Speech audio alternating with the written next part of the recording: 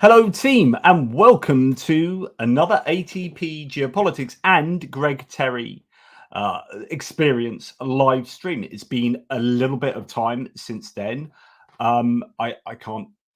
My dad's just turned up, and he's just through there. I can't speak to you, my father. No, I'm just starting a live. I think he's going to stand in the kitchen and just wait for me to finish. Johnny, I am your father. No, yeah, that is yes. Anyway, just my dad has totally thrown me, and he's standing looking at me. Johnny, I am your father. So we have a live stream today where we are going to introduce we're going to introduce a charity fundraiser that is almost finished. To the point where it's been so successful that we're actually going to double it. So just to let you know what we're going to be talking about, as well as doing an update and talking about Ukraine, all the usual stuff that Greg and I usually talk about. But we are going to really introduce to people who already know about this, the NAFO fundraiser with ATP Geopolitics and the 69th Sniffing Brigade campaign. This is for, well, it was originally for a truck, one NAFO truck. Of course, now, well, I say of course, many might well already know that we have almost made that whole donation. We're at 18,554 euros out of 19,000. So that is insane, given that I haven't even yet properly introduced this. So what we've done, and we've got verification of this from the people in the know, we are going to extend that to 2 trucks, and that is going to be exactly what they want. We've asked them whether they wanted drones rather than the second truck, and they said they actually want a second truck for their drone unit. So that's going to be really useful, and all the usual things apply in terms of what your donations get. It will update on the website. She's just waiting for a second video because they're going to have to change this initial video from the 12th NGU. So this is the 12th NGU there. I'll play that. I don't get sound on it just through the way I'm doing it at the moment, but I will play that for you. And the website will update, but at the moment, the 19,000 euro total will be able to be exceeded. So we can just go past that, continue fundraising today, and we're going to have to work towards a 19,000 euro, another 19,000 euro target, which is phenomenal. I never imagined that the community would be so amazing as to have almost finished the initial fundraising by the time I've introduced it formally. But there you go. Well, thank you. Let me interject here, Johnny. This is called the goodness of people. And Yeah. I know sometimes we lose sight of that when all we see every day is bad news, or all we see is conflict. We read about corruption. We read about this country now going to invade this country. And it's all we see. It's all we hear. But when you come down to it, and we can take politics out of the picture, we can take backgrounds out of the picture, humanity is good and people care. And it is not a surprise for me at all that the one vehicle was completed quickly, and that the second vehicle will now come along nicely with a little bit of work. Why? Because there, as Professor Gertis, he calls it this way, there is a pent-up demand where people have an innate desire to help hurting people.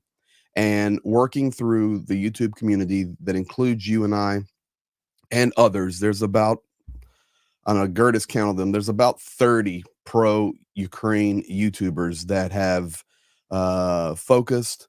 Many of us partnered together. Most of us are friends. And we have made a decision to be an avenue through which people of the world can help. Because if it wasn't for that, it would be very difficult for the world to actually help. One of the reasons being, and I've been having to deal with this some on my channel, and I'm glad to help and been helping people in my Discord. There is a lot of scamming out there. And unfortunately, due to the scamming, good people will fall through the cracks. That is why when you get a hold of a good organization like NAFO 69th Sniffing Brigade, it's trustworthy. I have physically seen dozens and dozens and dozens of their vehicles on the front. Just on the last run, I was there hanging out with some guys. I went out in the driveway and there's an AFO truck with Jake Bro's face on the side of it. So I called. Really? Yeah. So I called Jake. I said, you want to see your vehicle in the front? Yeah, dude. And so, you know, showed him his vehicle in the front. So it works. And when you find something that works, it allows people an avenue to do what's good. And then at that point, you know what? €5, €10, €20. You can pick up a gift in that program, or better stated, a token of appreciation. And this is just a good thing. So I salute you in ATP Geopolitics for knocking out of the park the first one, and the second one will happen the same, because you have a wonderful community. We all do have people that care, and it'll surprise you how quickly the second one will go as well. Yeah, I mean, I am, you know, worried that obviously these things tail off, don't they? Everyone's excited at the beginning, and now that we've doubled it, that's a whole other truck. And you know, will we be able to meet that target? I don't know, but you know, we've got to try these things. The answer is yes. And never again will I hear come out of your mouth doubt and a moment of perplexity. Yeah, I'm not one to doubt much. I spend my life concerning myself with doubt. Your entire life is built on the premise of doubting everything. Exactly. Yeah. Is that a chair you're sitting in? I don't know. Is that my father standing in front of me? I'm trying to figure that out as I go off camera, and Greg keeps talking.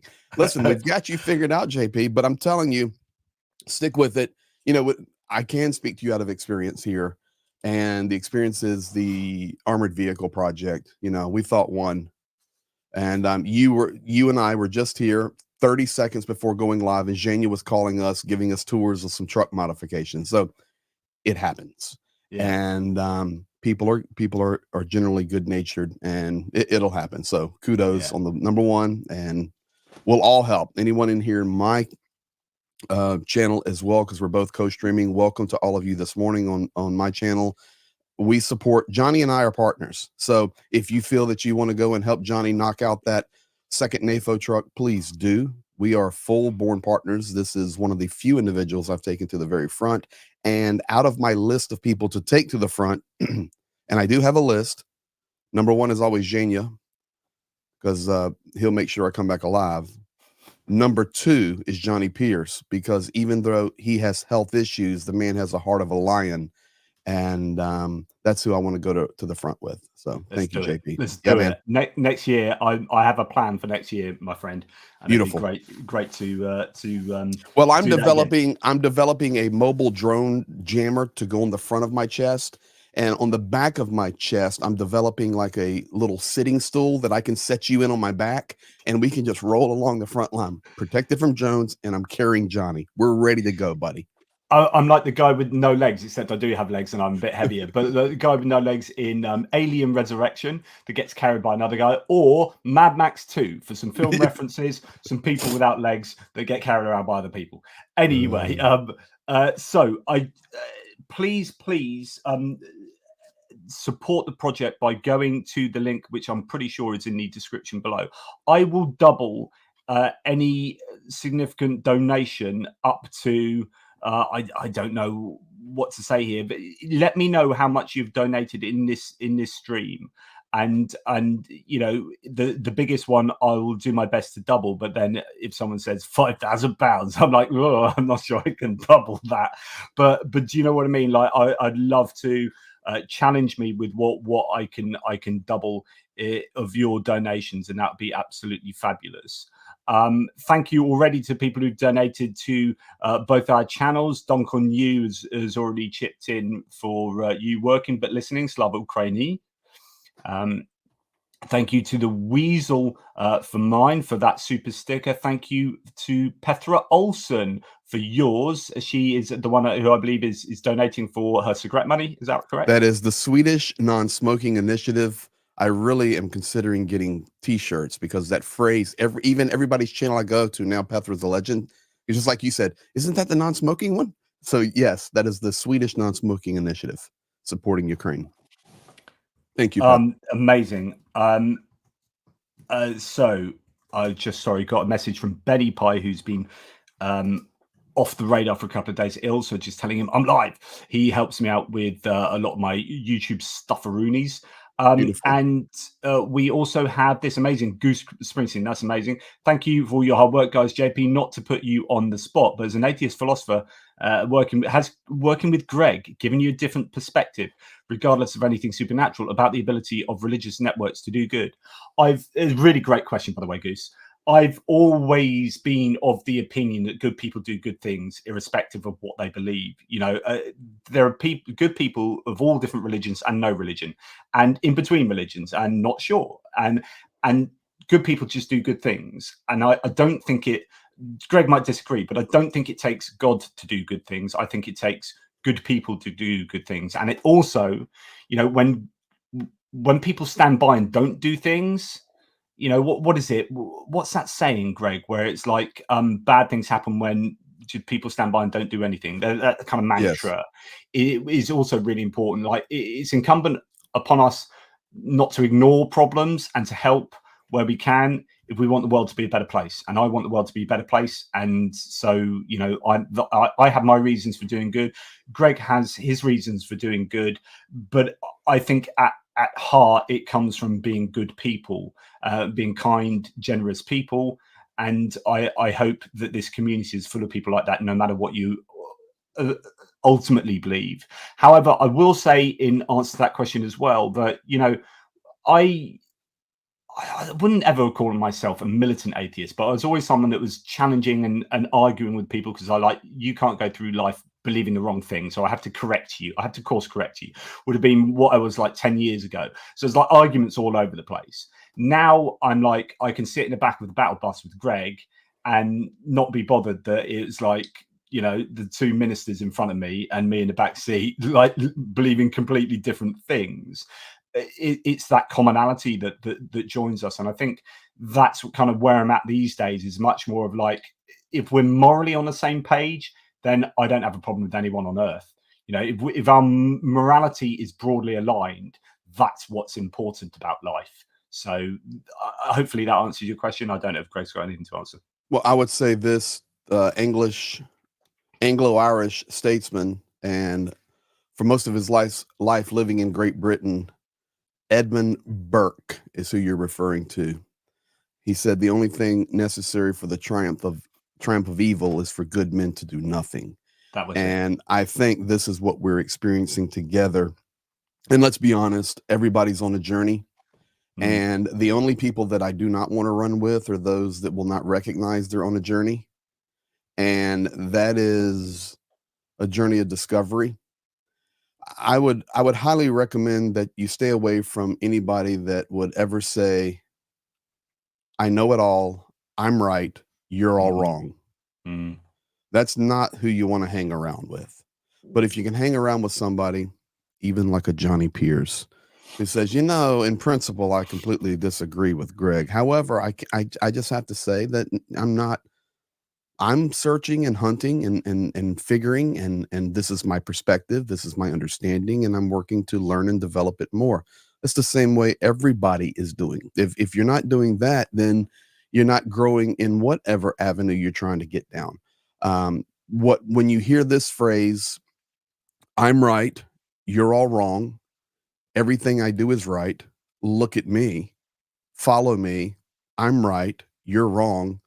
That is not Johnny Pearce or me. That's Vladimir Putin. And this is what we want to avoid. That's a completely different game set. What I can tell you guys is this, and I stated at the beginning, the number one person on my list to take to the front with me is Johnny Pearce. That's all you need to hear. And that is not a joke. That's not because we're in here together. That has nothing to do with it. I say that everywhere. He has the heart of a lion. He has the heart of a lion, stumbling across a snowy field embankment, standing over his Zoom. I've got to get there to get this picture. Stocking hat leaning off, camera sidewise. Pierre DuPont rolling up a ciggy. It was made for big screen movie. We wrapped around a Kherson where the weather's completely different and coming in at night, and Johnny's got to climb up stairs. Wow, what a long flight of stairs. but Yeah, he didn't stop. And yeah, he never that complained. that Never. was that was a really interesting time as well, because there was a sound of the whoomp whoomp of artillery Oh yes. ingoing and outgoing and incoming. And you know, particularly the second night we're in Kherson, my room was rattling, like proper rattling with ordnance. And that was, and actually I did I say this to you before? I know I said it to Pierre when Pierre came in for a cup of tea recently. I was like, I don't know that I would go to Kherson anymore, like the next time round, because We it wouldn't is, take you. no, it is just, it is too dangerous with the drones, not with artillery and whatnot. I mean, that's probably as dangerous as it was, which was dangerous, right? But in terms of being hunted, like we went out for a cup of coffee, didn't we? You know, it's a little cafe. I took a lovely cup of tea, and I was just thinking, now I don't Just a know. lovely cup of tea. Just a lovely cup of tea. Lovely cup of tea, mate. It was gorgeous. But I don't know that would be advisable now. When you know the stats of the number of people that are being hit purposefully by these drone crews, who are either training on, well, it's not either or, it's both. I think they're psychotic and training on civilians to get their skills up before they take them to the battlefront. Like, that is one of the theories of what they're doing in Kherson, just hunting down people. They're following cars so they can, you know, get to know how to follow moving vehicles, and then hitting civilians. It's like, well, Well, that could the could bottom be us. line is, well, first of all, Kevin Forrest in the chat, can you share the NAFO donation link on your social media? The answer to that is yes. It's on the description to the video below. It should be the Yeah, but he first was link. asking if he could share it on his, and the answer is yes. But secondly, back speaking about Kherson, the Kherson that I took you in is not the Kherson that is there today. You can remember, even at the time that we took you in, Johnny, the surprisingly few people that were there, even at that time. That huge city of 250,000, 300,000 people pre-war was basically empty at that time. My guess at that time, between 10 and 15,000 people were still there, up to 20. I'm very, very confident now that the maximum amount of civilians and people that are remaining in Kherson, maximum right now is 5,000. And people ask, okay, you know, where do you get these numbers? You throw out a lot of numbers. Well, let's see. I go there nonstop. Zhenya goes there nonstop. And we have a very close person that lives inside Kherson that funnels us all this information. So between personally visiting it and having people on the ground, that is where we get our numbers. So I do not listen to numbers on anything if I have a physical, in this case, Khersonite living inside the city and it's their hometown. They know the deal. And the city is basically empty, especially now because the strategy has changed and it's really being used as a testing ground. And it's ridiculously a terrible situation. In fact, Johnny, to speak to that, and guys in my Discord know, I'm, or on the live, maybe on the video yesterday, I mentioned it. I'm putting together a piece on Kherson right now. Some of the streets that we drove you down, are completely grown over now. It would look like Wow, post-apocalyptic. The zombie trees, film type thing. Yeah, where zombie, it's the trees, because it's done. The trees have now started to overtake the roads and the grass growing through the roads.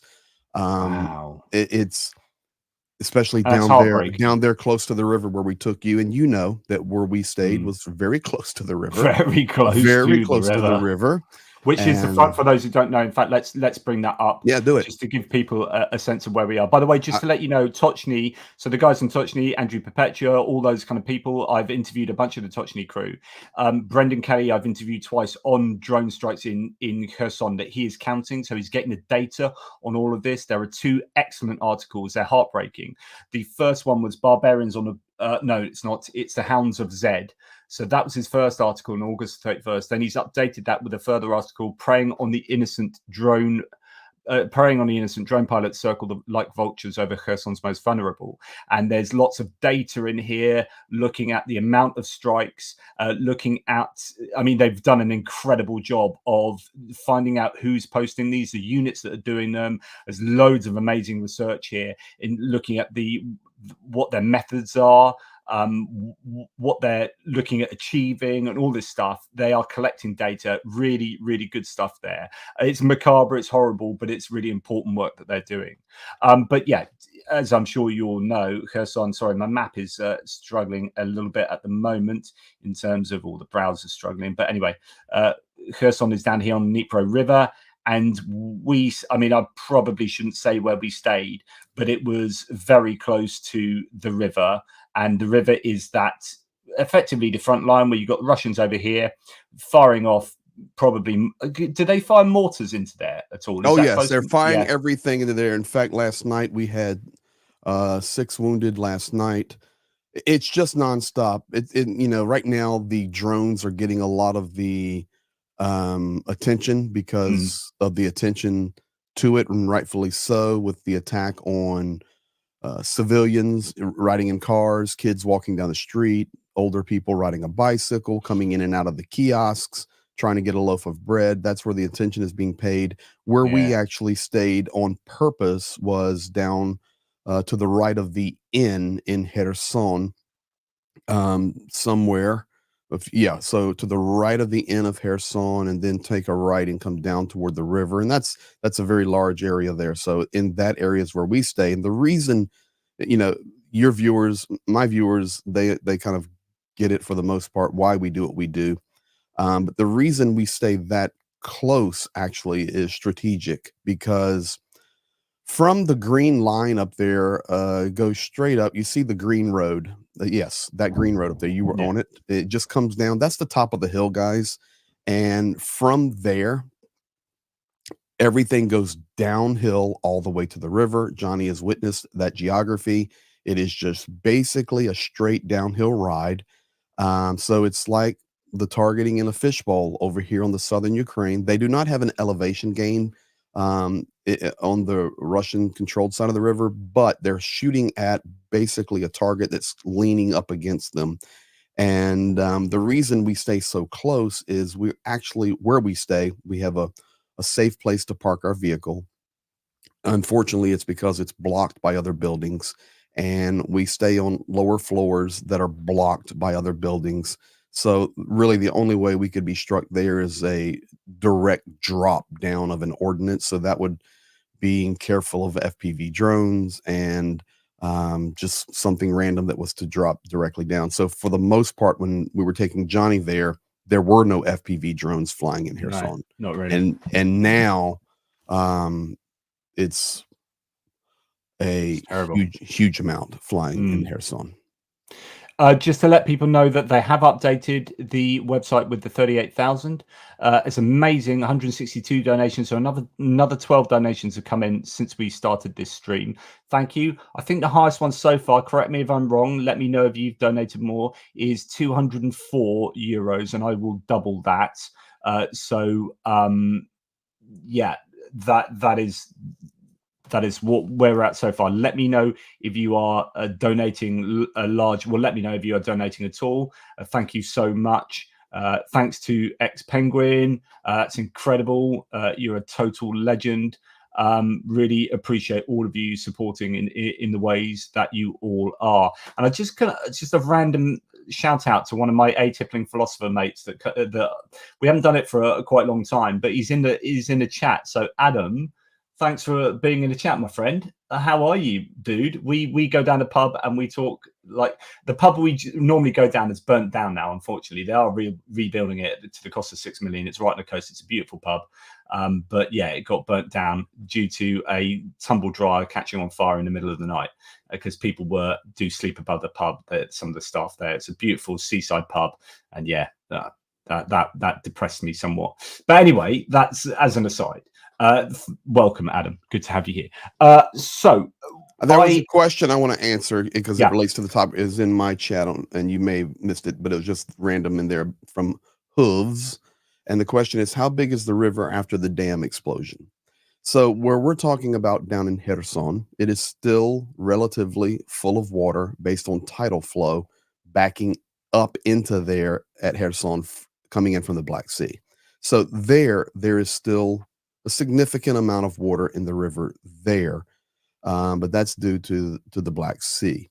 Once you go above to the right of that map, and you don't have to go, Johnny, where Novokakhovka Dam was, between that and yeah, just going upriver from there all the way up to Zaporizhia, the river is very low.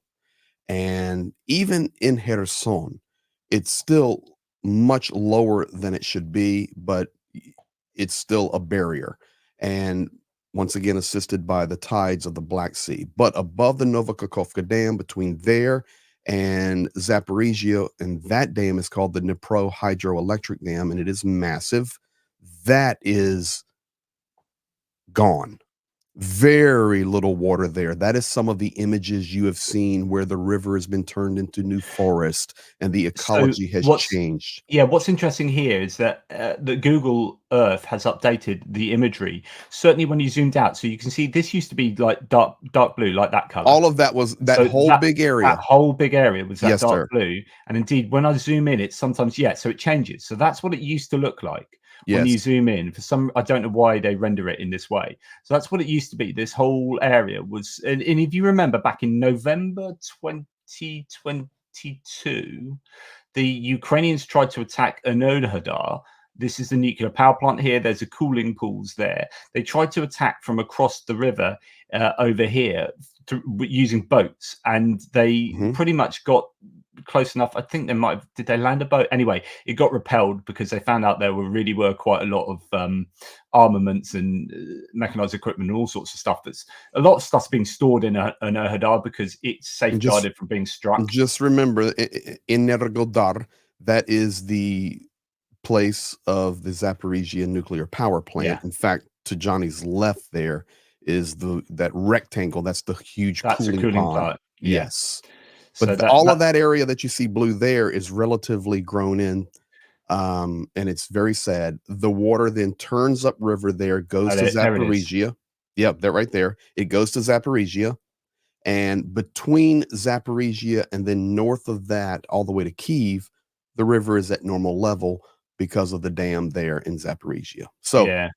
Zaporizhia Dam has been struck multiple times. In fact, the latest one a few months ago, they were very close to getting it. And I know you hear the news.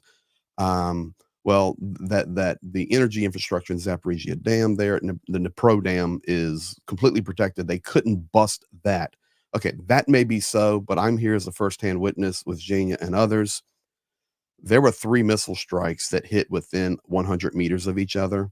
And if one more missile had been able to strike the dam in that location, they destroyed the dam enough to get it down to water level, and it's Mm, still being repaired for the highway infrastructure that goes across it.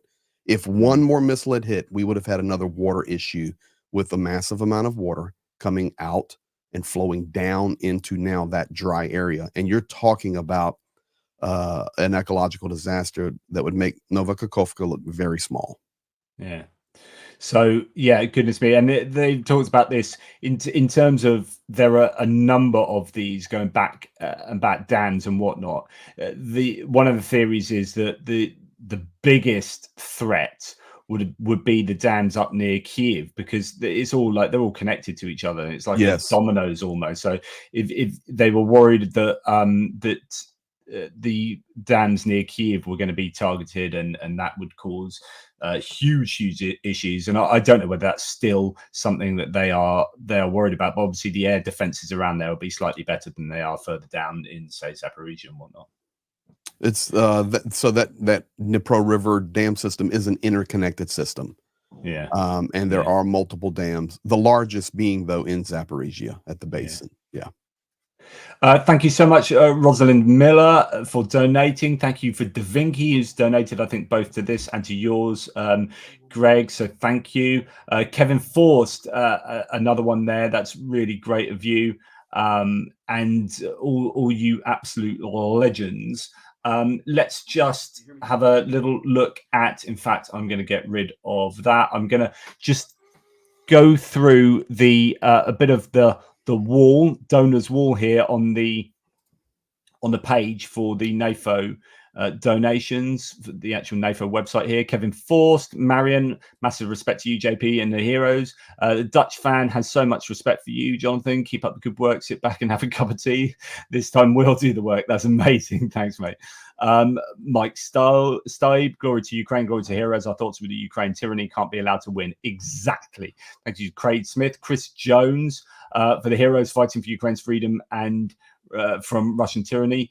MJ Stelmach Honor. I am a health professional, says someone else. If I am to have a Ukrainian patch, can it be from the people who put soldiers together rather than those who take them apart? Thanks. Interesting.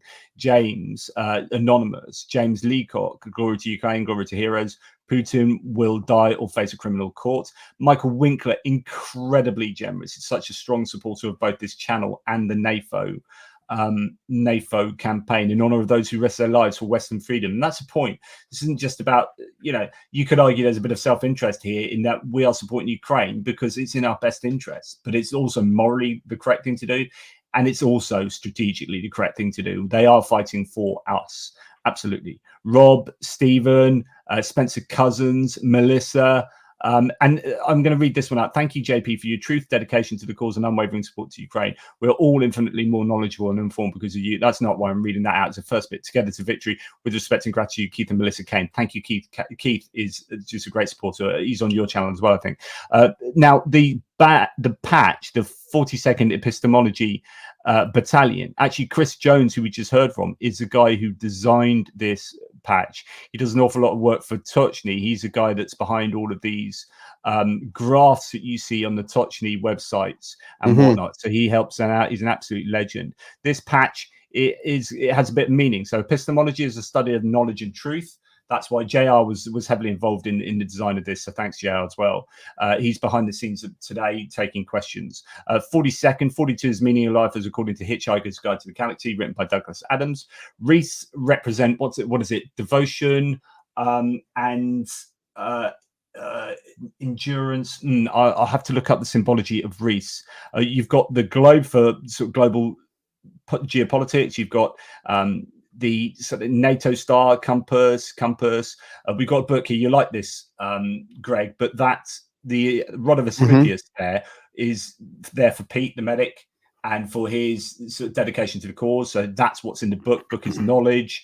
ATP Geopolitics. So there's meaning in this. It's not just like random. This has all been put together precisely because it has that meaning. So yeah, I just thought it'd be nice to understand that. Symbolism of a wreath is eternal life commemoration. This is the kind of meaning they can have. Hope, peace, and love as well. They can mean lots of different things. But yeah, there you go. So wreaths can be understood in many different ways. Richard Powell, Ivo, Lee Renz, Pronoy Mandel, Nicholas Valkenhaus, Mary, all of these people. Thank you. Simon Hines, Andreas Lichters, Anthony Turner, John P, always a legend. Deborah Borlays, King Raccoon, Michael Shiozaki, Ramey, Peter Maddox, Stein, Jeff Tyler, Mike, William, Richard Demi, Warren, Mitch Mazarol, who's a total legend. Andres Viel Pando, lots of anonymouses, King Raccoon again, Chris, Niels Christian Clement, John Davis, sorry, just a few more. Kathy Summer, Serhii Liashka, Adrian, Austin, incredibly generous there. Thank you, Austin and Christina. So really appreciate all of those people. I just thought I'd take the time to say thank you. And yeah, good stuff. So on to Greg. What your thoughts about what's going on at the moment in terms of the indeed JR concept art by you? Yeah, Chris put the design together, but it was on your ideas and everything. So JR has. If it wasn't for JR, by the way, this campaign wouldn't be happening. He is the one that has driven this. Chris has really helped, Chris Jones, and also I'd say Rick the Ukrainian has been absolutely instrumental behind the scenes in pulling advice from, and etc. So thank you to all of those people.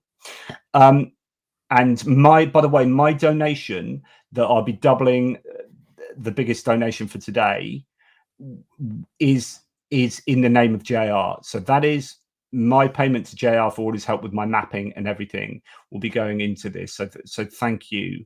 That's like that's JR's donation. It's not my donation. So in terms of the war in Ukraine at the moment, Greg, as I was going to say, what are your general feelings about how it's going? I'm always up and down, and it's funny. Like my views, I'm up and down with aid, not aid, death, not huge losses, pretty good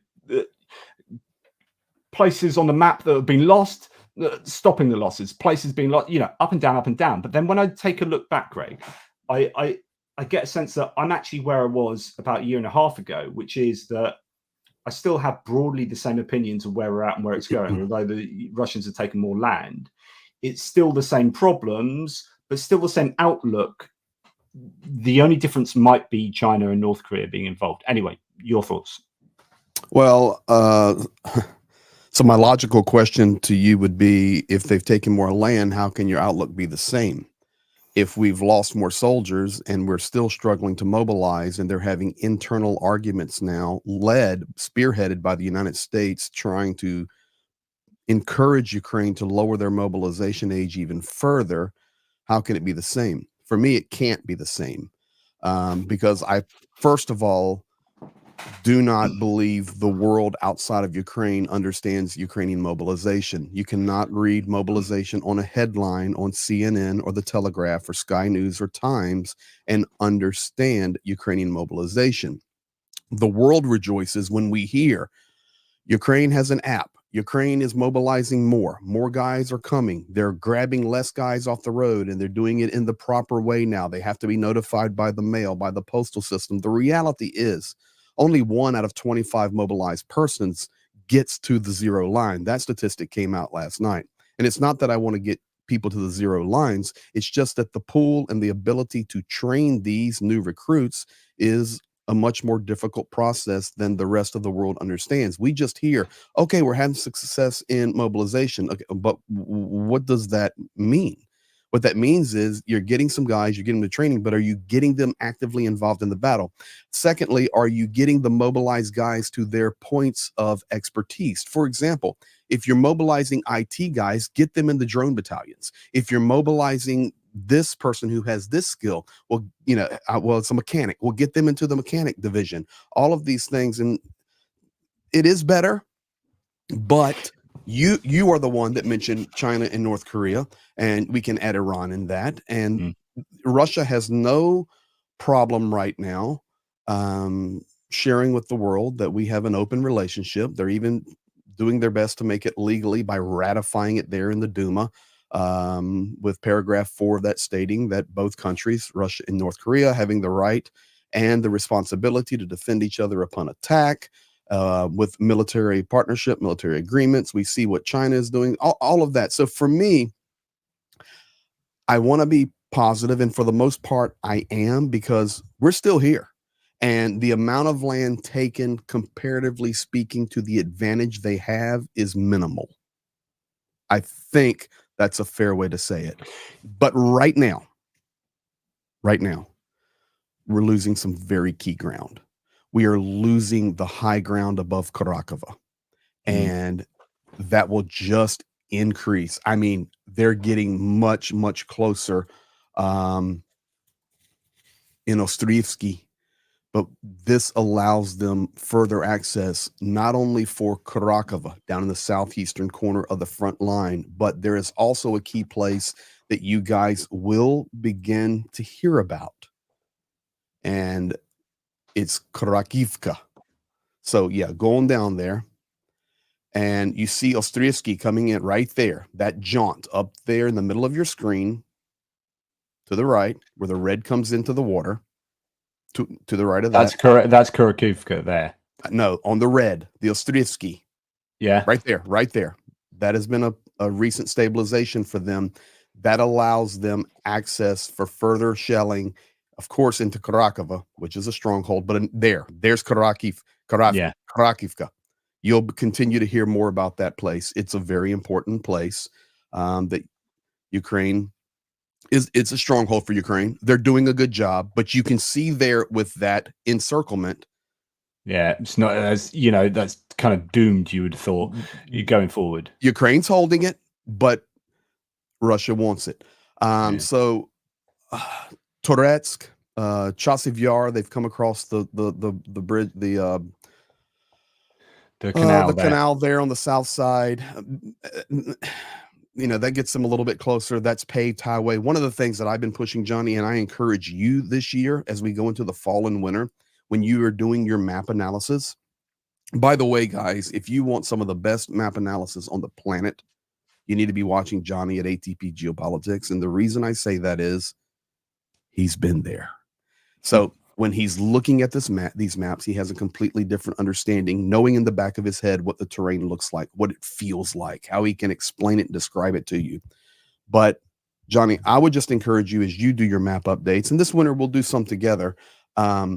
Paved roads will be king this winter. Paved roads will be king. Ukraine is already talking about it. And I was watching some Russian news about a week ago and reported it on my channel. They're talking about it. Paved roads this winter will be king. One of the key places that I'm concerned about is actually the river road between Kupiansk and Borova. Zhenya and I were just in Borova. You know, right there, brother. We now begin to see that encirclement to the north of that for Kupiansk, which Russia, that's Borova right there. There's the road. There's 2 bridge accesses across. That bridge is destroyed where his hand is. That's already gone. Access there is only on pontoon bridge that rotates, and you can only cross it at certain times. And Jane and we were just there in Borova. I can tell you that Borova weeks ago was 75% destroyed. And I know that number is much higher now because we talked to the guys in Borova. I can't call their unit number. That would be unfair. But I can tell you that red pushing in there, splitting Borova and Kupiansk to the north, where the red is coming in there to the river. There's Shani area. Yeah, thank you. There's a key bridge crossing there, and that bridge is destroyed as well. And once you cross the river here, if you zoom out just a little bit, Johnny, yeah, a little bit more. Okay, so and put that bridge, put that river place right in the middle of the screen. Just come down a little bit. Thank you. So you see the half semicircle there. That is it looks like the old Bakhmut half circle or the Avdiivka half circle. Well, this time it's Kupiansk. That is the prize. I will tell you, Ukraine is doing a good job holding there, but the amount of artillery coming in and drones and glide bombs is very, very significant. But Ukraine holding well, important town.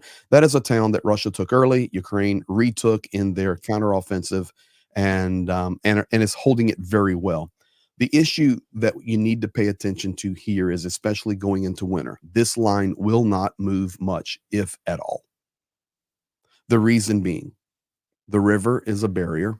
The terrain is a barrier. It's very undulated terrain. And then if you see the road system there and you're going around it right now, come down and then go up and go left. It's a big square right there in the middle. See that open area square? You're in it. Your hand's in it right now. You're breaking up for me, so I can't really hear.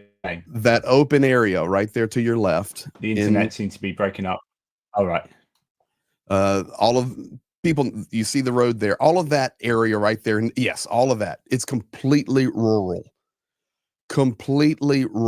up and down terrain. No army is going to move through that. So I don't see, and this is good for Ukraine. This is good news. I don't see this changing much unless something crazy happened beyond normal warfare there. So that's good. My theory has been that although it's not ideal, Russia can realistically take all the way up to the Oskil River, and it's not great. But if you're going to give anywhere away, A, the Russians had this previously, and B, you've got the natural river barrier there. So essentially, this is like a buffer zone that Ukraine can hold on to for as long as possible. But it's not the end of the world if the Russians take that. Whereas, when you're looking at other places, say Chasiv Yar, actually, if you don't have that sort of scenario here, and if the Russians are not fighting here, then they're knocking on Konstantin, Druzhkivka, Kramatorsk, and Slovyansk door, and then that's much. Over here, I think there is some give that Ukraine can afford to lose in terms of territory, and it's massively important. You are. It's also worth noting that up in Kupiansk as well. You're preaching to the choir. Hello. Yeah, you hear me? Yeah, yeah. So Kupiansk is on. Yeah, I do now. Yeah, it's Kupiansk is on higher ground here generally as well. So Ukraine have some advantage sort of locally around here to be able. If we see to the bottom right hand side of the map, you should have a height there. So you've got where is the high ground? So that's 150, and then over here, yeah, 90, 120, let me explain 110. That. Let me just explain that for folks. Yeah, this is higher ground. Let me explain that for folks and make it very easy. On the right side of the river, where the red is, we are suggesting that even if Russia was to take down to the river, of course we don't want that, but it could be beneficial for Ukraine. But let me just explain it to you in layman terms so that we can picture it in our mind. If you go down to the river from where the Russians are holding and you come down to the river, you can cross the river. Imagine yourself standing in the city looking at a 6, 7, or 8 story tall building. 9, 10. Walk up to the base of that building and look straight up. That is what you have to deal with in a majority of that river crossing. Once you cross the river is like in a gully there. It's in a deep ravine in most of the places. And when you come across it, you then have to make way. And a lot of the ways the roads cross that river, they do a lot of switchback because it's just a steep climb, and it's a natural barrier to be very difficult to cross. So you can see it right there. It's right there. Yeah. It's like an 8, 9, 10. I know it don't look like it, but trust me, it is. It's like an 8, 9, or 10 story building, and it's forested and rocky. It's almost like mountainous. There, you're seeing it good there. Yeah, so that I'm not too worried about here so much as like we've been talking about Kharkiv and Pokrovsk and Chasiv Yar. Those I think have much more seriousness in terms of what the Russians can do. But like when I zoom out to get the macro sense, I still think Russia, second greatest army in the world. They've really achieved relatively little, even though this has been a bad 6 months for Ukraine in terms of losing territory compared to previous times. Still, relatively speaking, the Russians, like their net gains, especially if you take Kursk into account, have been really underwhelming for the army that was seeking to take the entirety of Ukraine, really. And then it's these long-term prognoses. Now, the only worry I have for Ukraine, like the major worry, is obviously US elections November, but it's China. It's how much help China are going to give to Russia, and I think that is a key. I said right at the beginning of this war, the only way that Russia can prevail in this war, the only way they can get anywhere near their maximalist intentions.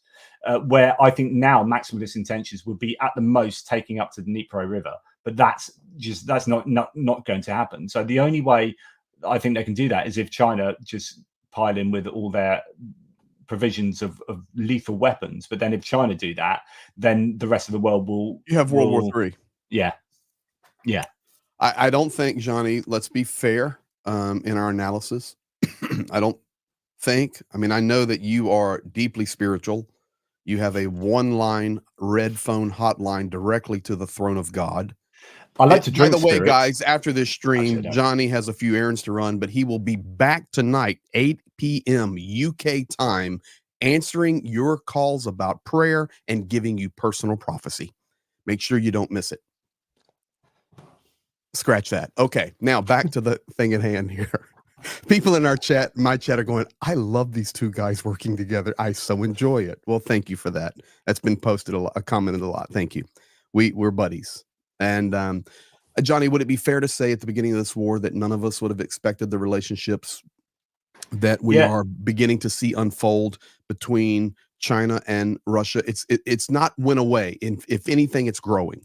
Secondly, would you have predicted the open relationship now that is growing between Kim Jong-un and Vladimir Putin, North Korea and Russia to this level? Probably not. No, and so a couple of points of note is right now there is a BRICS meeting: Brazil, Russia, India, China, South Africa, and that's happening in Kherson in Russia. There are 33 nations there, I believe, which is incredibly problematic. I know people laugh at BRICS because it's supposed to be this alternative to the international currency of the dollar. It's supposed to, present this alternative hegemony, this kind of power unit to the US hegemony, along with the West. And though it might not be challenging it right now, if you're having 33 countries turn up to that and you've got a waiting list of people wanting to join, and Turkey have shown interest, and Turkey are in NATO and had wanted to accede to the EU, you've got a problem. Like, this is going forward. We are seeing the world coalesce into broadly two sides at the moment. It's coming somewhat binary. The question is, where's the global south going to be going? Well, actually, some of them appear to be a bit anti-American. And you can talk about why that might be. Was it due to decades of American pseudo-imperialism? And we can wonder about whether foreign policy in the past for the US has been like good for the US in the immediacy, but right now could be biting them on the arse. But in terms of America's foreign policy right now, the correct thing by supporting Ukraine, okay, are they doing enough? We can have that discussion, but they are behind Ukraine, and that is morally and strategically the right thing to do. Whereas we might not necessarily agree with that in terms of, say, Iraq or other things in the past, right? So I think there's a lot more moral clarity here, there's more political clarity with the support of Ukraine. But we've got the world is at this time where they're sort of picking sides, and this is an inflection point in history, and it's incredibly serious. And when North Korea comes out and overtly supports Russia, and the UN's and Antonio Guterres is wanting to go and shake Putin's hand, I'm thinking, holy crap, we've got a bit of a problem here. And I just hope that the EU holds strong. I hope that the UK holds strong. I hope that Australia, New Zealand, South Korea and Japan hold strong. That there is this, the West, or whatever you want to call it, is able to remain really committed to Ukraine. There are cracks in the EU due to the influence of Russia and the disinformation campaigns, but we've just seen Moldova make the right decision. If Georgia can make the right decision on the 26th of October when they have their elections, that will be a kick in the shins for Putin. So there's hope, but there's also a great deal of worry. We still, at the same time, seeing Hungary, Slovakia, and Serbia playing their games on the fence at the highest levels, with presidents and prime ministers talking about economics, talking about our relationship with Russia will continue. It was just Slovakia coming out and said, we will not, or Serbia, no more sanctions. So you're seeing this game being played on multiple nations. And I think, honestly, JP, I think right now, for me, I don't listen to any of it. None of it. I report it. I talk about it because it's what some of these guys are talking about. But until November the 5th happens. Yeah.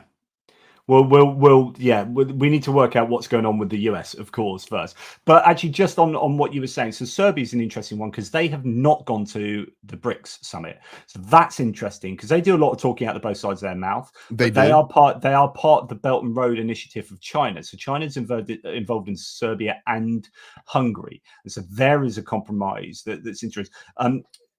Slovakia's Robert Fico has just recently denied the Butcher massacre, which is like, what are you doing, you absolute muppet? Not only that, he said if he stays in power, that his relationship priority will be that economic partnership with Russia if the war ends by 2027. We know what Orban does, and I'm not trying to interrupt you.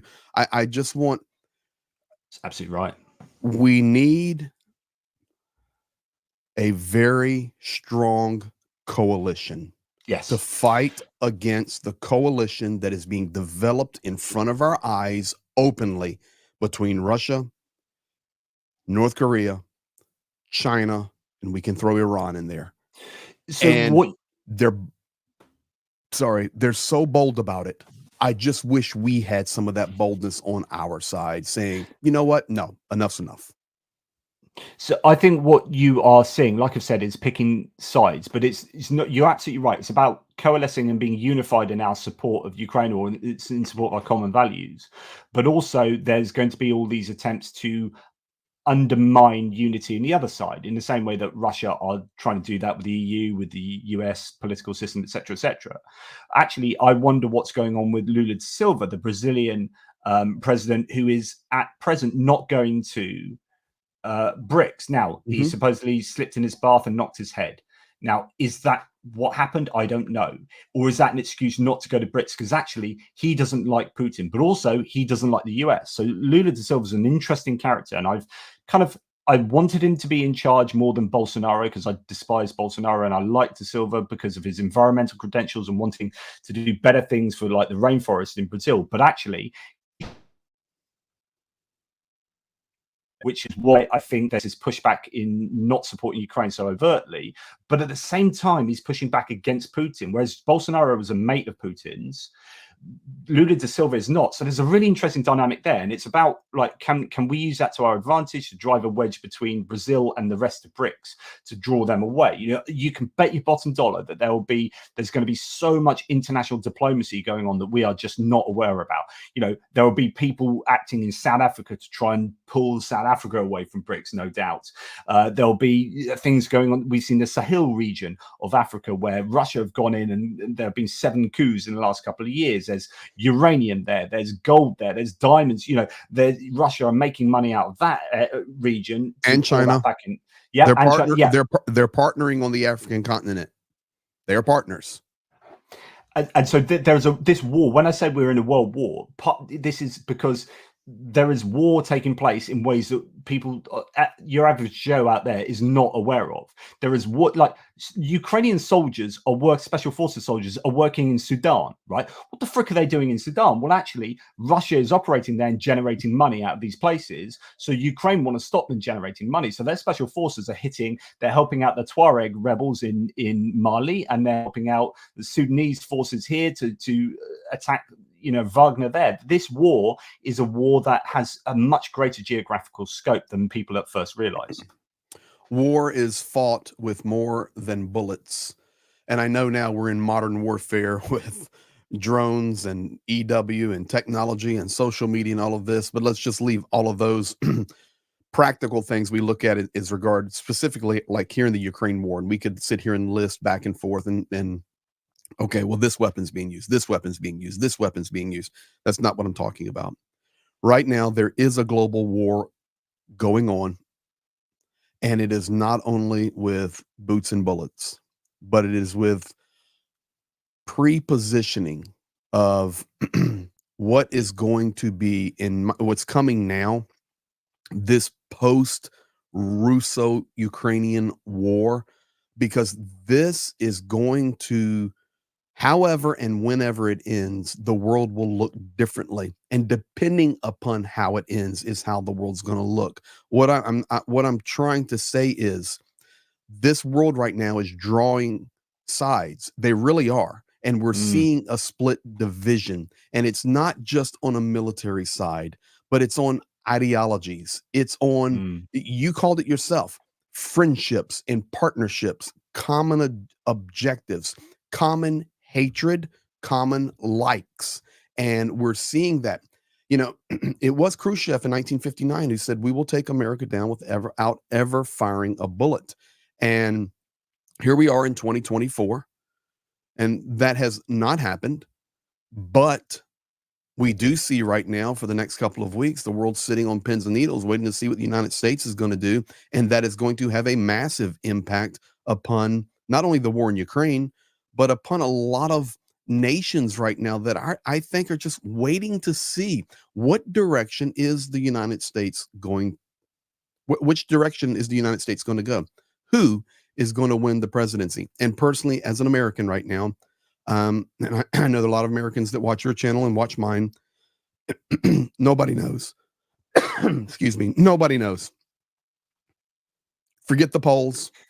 Forget everything. Yeah, I think the knows. polls are definitely not reflecting what we're seeing on the ground, both in terms of early voting and enthusiasm.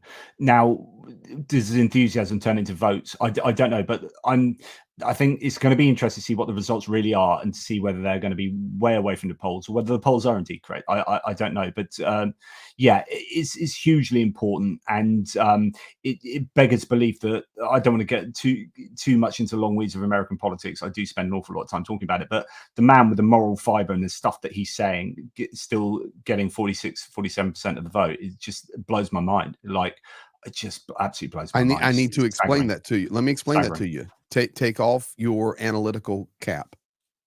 Okay. The United States is split right down the middle. And it's just a fact.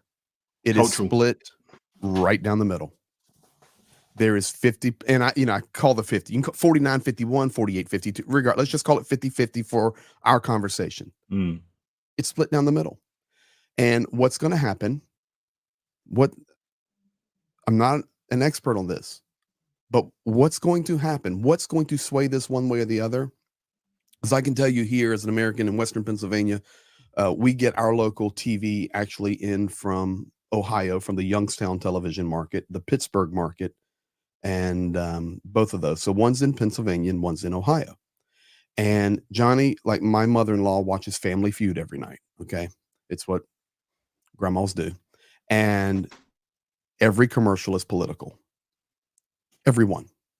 And she sits there, looks at the TV and goes, my God, I'm so sick of this. I'm so sick of this. I'm ready for this election to be over. This is so stupid. Why do we got to hear this 24/7, 24/7? People will make their decision in the box. Leave us alone. Okay. But that attitude, it really is overwhelming how much, and the other Americans in here, I don't know where you live, but it's overwhelming this time, so much more. Pennsylvania is the central place, though. It's literally whoever wins Pennsylvania wins the election pretty much. Like, if Harris wins Pennsylvania, then there's a less... It's definitely a key state. It's looking like that. I will say this. There are other options, but yeah. There are, but I will say this. 50-50 in general.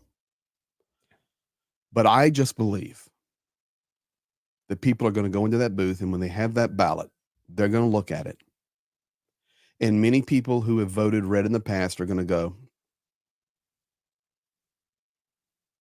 I just can't do it. Their grandpa's going to have said, make sure you vote red. And they're going to go into the booth and they're going to look at that ballot and they're going to go, I just can't do it. I really believe there's going to be a lot of decisions made in the booth.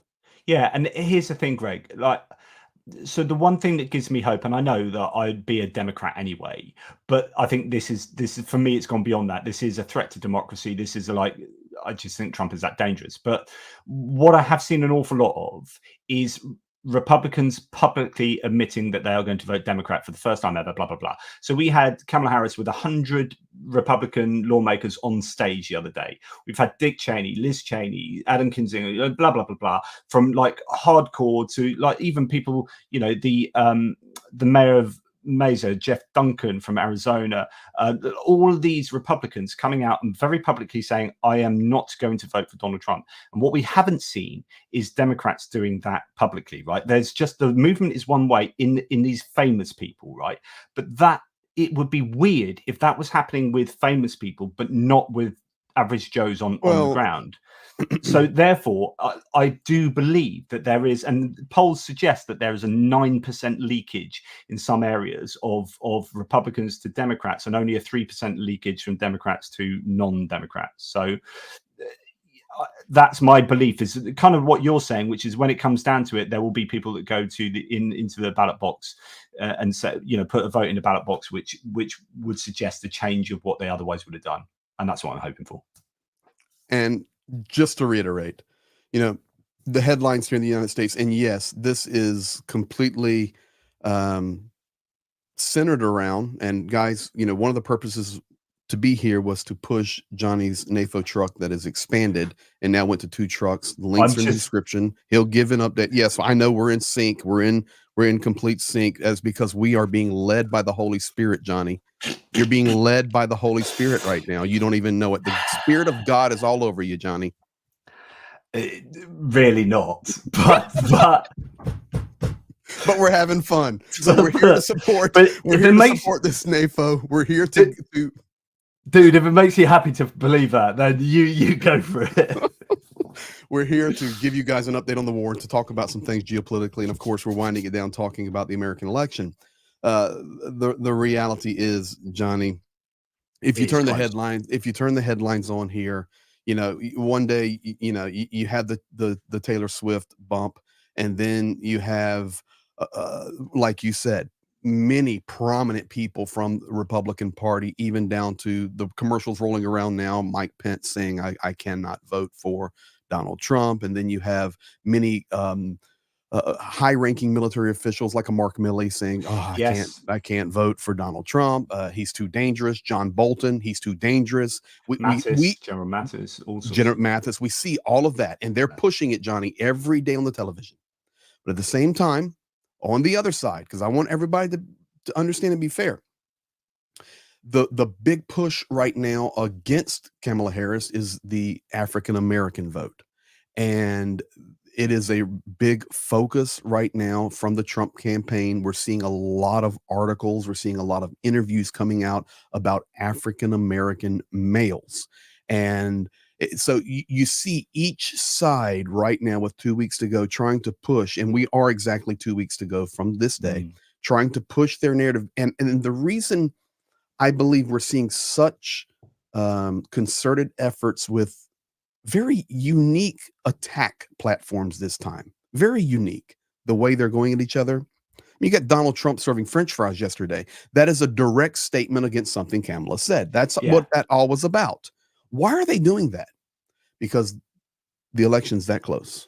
Yeah. And I think both camps know it. Forget the polls that say 60-40. Oh, now it's 54-44. It was 44-54. Forget all that mess. When it comes down to it, there are going to be a lot of reds that vote blue, and there will be some former blues that vote red.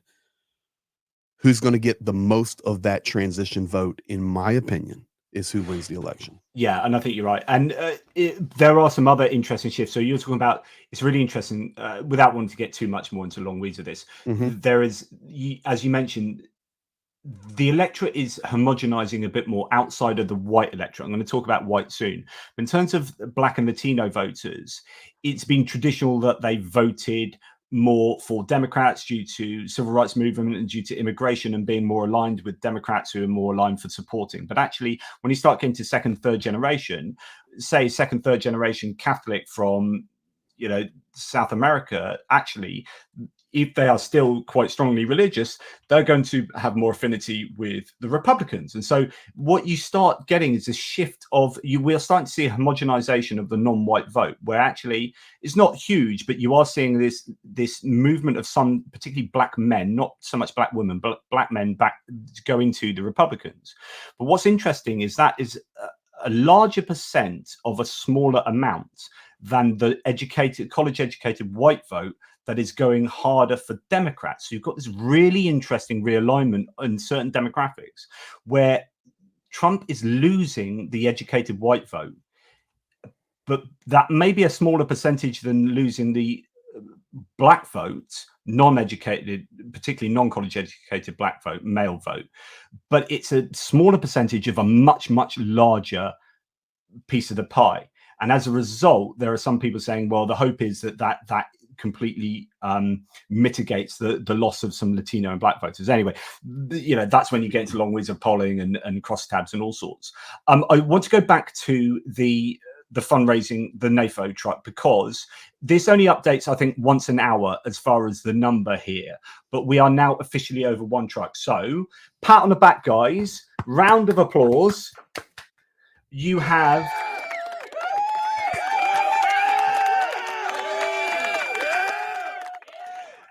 That's what I'm talking about, Greg. That's what I'm talking about. That is one truck, brother. We have raised one truck. And by the way, some added people on here. I think we didn't have Kevin Forst, Marion, Kevin Forst, Richard Bennett, Rosalind Miller. Thank you. I said that from the thread. Linda, Brett Golding, and Tanya Rindenko. And by the way, Tanya Rindenko is also, so thank you, Tanya. That's amazing. And I hope the patch gets to you. Tanya Rindenko says, in honor of my father, can you help me out with the pronunciation of that? I presume the second word is Rindenko. Can you read that on the screen, Greg? That first name? I sure can. I can read the first one too. Trohit Rindenko, born 1917 in Mykolaiv, died 1991 in Canada. Just bought a patch. Total legend, Tanya. Thank you. And here's to your father. Long may he live in the memories of those who knew him. Johnny, may I interject? Just this is good news for you. On my channel, David Says donated 500 USD to our nonprofit during this stream. He did not indicate what that was for. I will now indicate it for him unless I get a private message later, which I don't believe. I'm sure it was meant for your NAFO campaign. So we will be making a $500 minimum donation towards your NAFO campaign, sir. In that case, I will be making $1,000 donation to that campaign. So thank you very much, Greg. And you're done. And you know, we do what we say we're going to do. So I'll get our office to send that over to your NAFO and give you a confirmation of it. That's incredibly generous of you. Yeah, thank David you, L. So thank you so much. And just before I, you get back to your waxing eloquent there in the Queen's perfect English, you did say, we had the woohoos, and then you said we raised the NAFO truck. So I'm thinking probably a good name for that truck, since it's been raised, is Lazarus. Lazarus was raised from the dead. And maybe we could call it just checking. Okay, never mind. Keep going, Johnny. Just keep going. I'm trying to think of a secular raising story, and I can't. I've got nothing. Well, the Titanic is still. Yeah, that's it. No, not the Titanic. Right, Sorry. Goose Springsteen has a thank you, by the way, Goose, really kind. Has the construction of defences improved in the last year? I've seen it said many supposedly well-built defences in reality are flawed. My answer would be, and Greg will have more knowledge about this, my answer is probably that it's a mixed bag of nuts and depends where you are. So I think they're probably... Go ahead and then I'll confirm your I was just going to say there probably are some very good fortifications built in some places, and in other places there are what should be good fortifications but are actually built on the wrong side of the hill and built not so well, and then there are other places where they are just outright not very good. And I think you've probably got a right old mix there. That is exactly right. I will not call it by regions. We heard 6 months ago the frustration in the Kharkiv region. That is why we had issues with Vovchansk. That was a fact. They were just not prepared properly. There are other locations where they have not been prepared properly, but there are, let's call it this way, 33% of the line, I'm going to be very, very close to accurate here. 33% of the line has not been prepared properly. 66% of the line has been prepared properly, especially over the last 6 months since kind of the Kharkiv debacle there on the northern side of their defense lines. Although in defense of Ukraine, guys, do you know how hard it is to build defense lines when you have drones nonstop over your head? It is not easy up there where you're very close trying to build defense lines. But I can tell you with a fact, the southern defense lines, and even wrapping up in behind Kramatorsk, that very important fortress there, very good defense lines have been built. Very good. And especially down on the south, from Kherson all the way over towards just Kharkova, that whole southern line, those military administrations down there, a really, really good job. See, that's what I've heard. And you've seen them. Yeah. And I had heard this as well, not from you, but from separately, that Zaporizhia, I was speaking to someone recently, I can't remember who it was, who was like calling that into question, but I'd heard that these ones are particularly good, and that they were well funded. I think Zaporizhia as an oblast did a particularly good job, because I think originally, was it not the case that part of the problem is that there was this argument as to who pays for them, and central government or local people, contractors or military, and really that should have been sorted out early doors. And there's a criticism of, I guess, the hierarchy, up to really Zelensky there, but that needed to be sorted out. And as a result, you get this patchwork quilt of of a situation where some oblasts have done a really good job and others haven't, and that then leads to, unfortunately, the death of troops from poor and the loss of territory from poor fortification. So yeah. And for those of you watching, all those places where Johnny's finger was going on the southern line there, that is where the defenses are built very, very well. Now, I will tell you the truth, as always, the solid defense line, for example, behind Orikov, and this is due a lot to geography, guys. It's 30 kilometers back. Ukraine is willing, if need be. We're not looking at that now, so don't be alarmed or anything.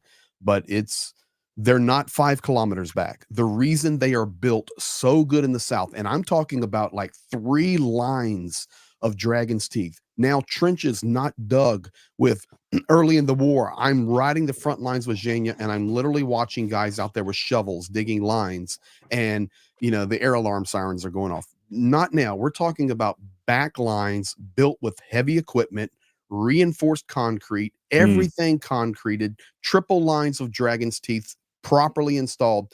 That southern line right there, it's defended extremely well. Yeah.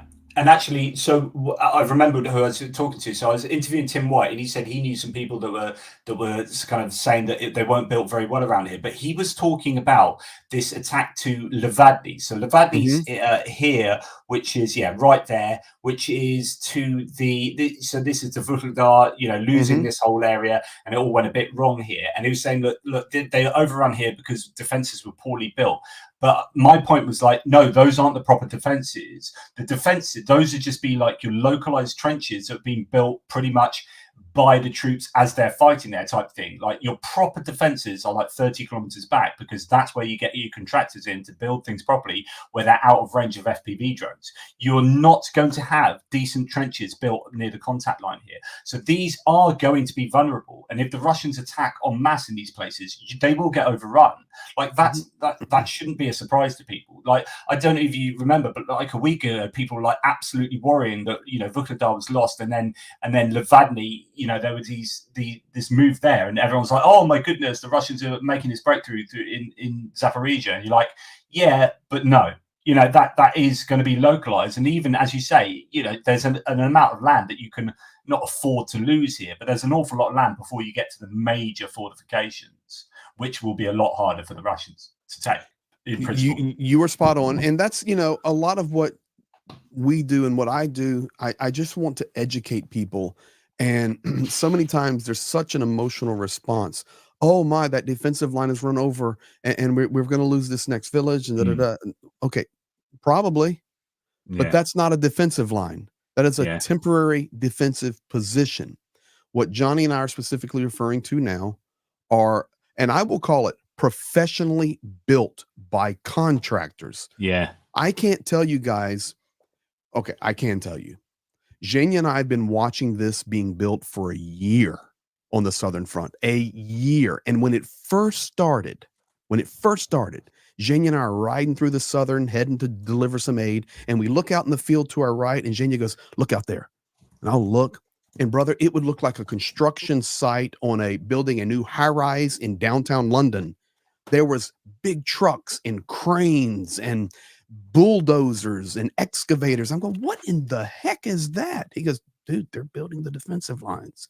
And then you see these trucks come in with all these pre-made concrete walls. Here you go, dude. There. Exactly what you're talking about.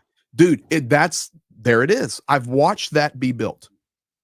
I've watched it. And this is Zaporizhia. So this is back March this year, but this would have been done before that. And this is a sort of trench lines that you can't build. Look at the extent of these. I've been on those. You can't build those on the contact line. These people aren't going to go to work. Oh yeah, I'm going to go. Yeah, I've got a contract to build a bunker like in the middle of a war zone. It's like you're not going to take that job. So these necessarily have to be built a long way behind the lines. And Zaporizhia, as far as I'm aware, had supposedly had the best sort of fortifications, and it may be that they're never tested. Let's hope that they're not, but they are there in the off chance that they are. But of course, the same goes the other way. So the Russians as the Ukrainians attacked down into this is Robotna. The Russians had 3 lines of defenses, and the Ukrainians decided to attack in the place where it's strongest. And people like myself questioning whether this was at all the sensible thing for them to have done. It's like the Russians knew they were going to go to Tokmak, that is just to the south there. Here, like I've got the fortifications here on my yellow line, so these are the Brady-Afric mapped lines. These are the fortifications where, you know, sometimes you've got 3 lines, so you've got tank ditch, then you've got 2 manned defense lines, so that you've got one whole one there, another one there, and then you've got the one around Tokmak, and then you've got kind of the first line up here. So it's ostensibly 4 whole sets of and that's where you decide to attack. It's just like that was, in my opinion, that was always going to end in a bit of a damp squib, and so it was. But yeah, you know, the problem is that the Russians have done a really good job of building their own defenses, and there's no doubt about that. They have.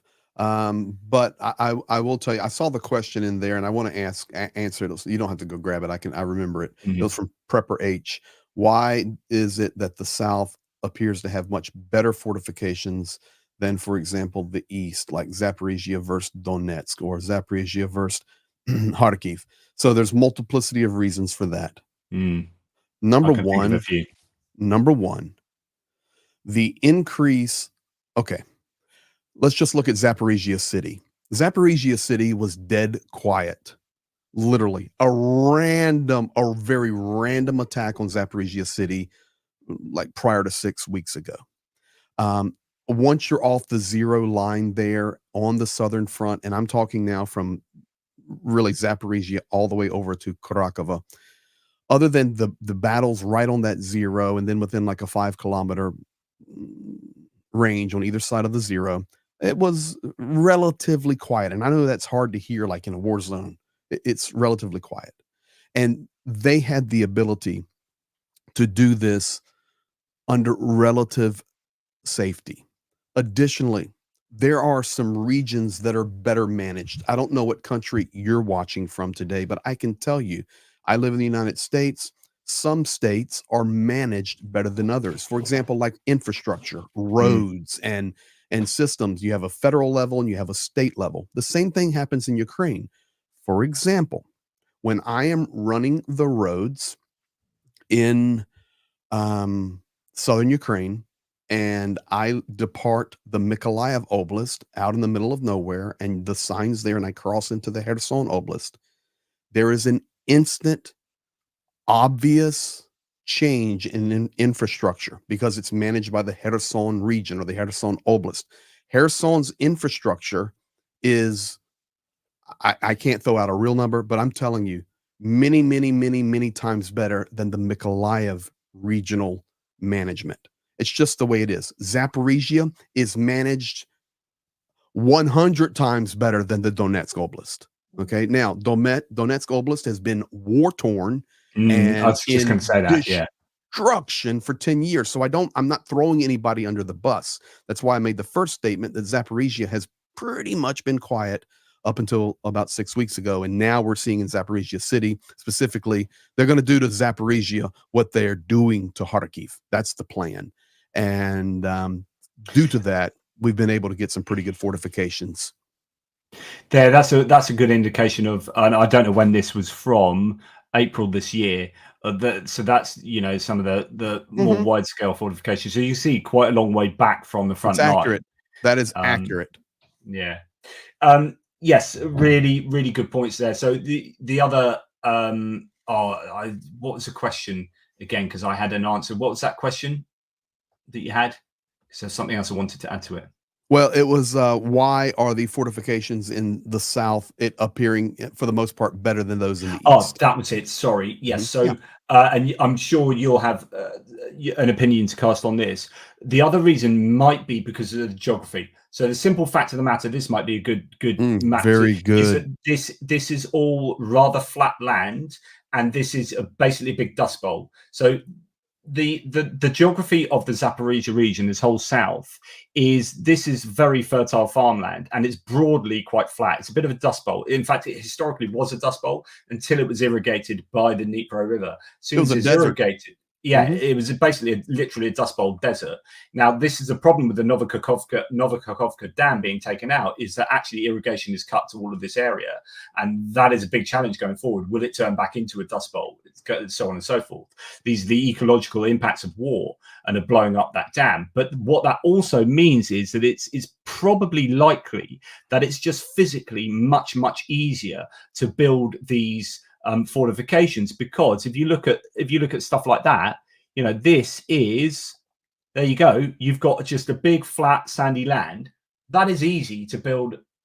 You can go and just zigzag right the way down there. You take that up to Kupiansk area where it's much more undulating hills, and you've probably got heavier mud and all sorts of stuff like that. That becomes you just can't go and do that so easily. So not to mention rocks, forests. Yes, of course. Yeah.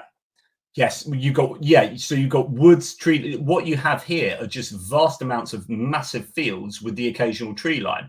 That's easy to bulldoze through, but up north and in Donetsk, it's just not so easy. So actually, one of the answers is probably physical geography has something to do with it as well.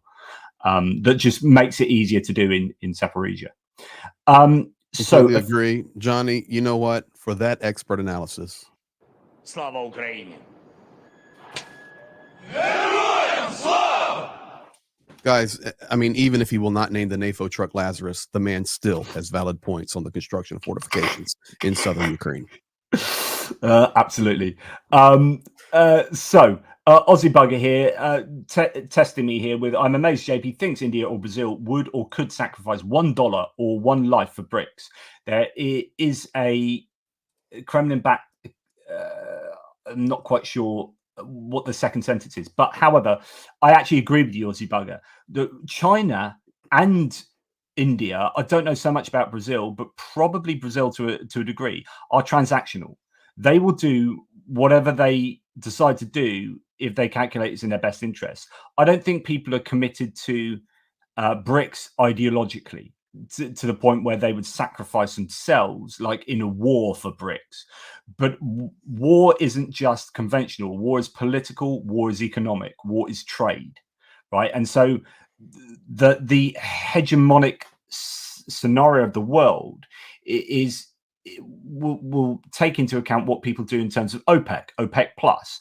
And if, you know, OPEC plus are going to, if Saudi Arabia is going to join BRICS, then suddenly you've got OPEC powers getting in bed with, you know, other massive natural resource powers. And then it becomes, India will be like, where can we get our stuff cheapest from? Well, if we're in bed with these guys, we can get our hydrocarbons cheaper. It's not an ideological thing about like putting down your life for these guys. It's about, I've got 1 billion people that live in my country.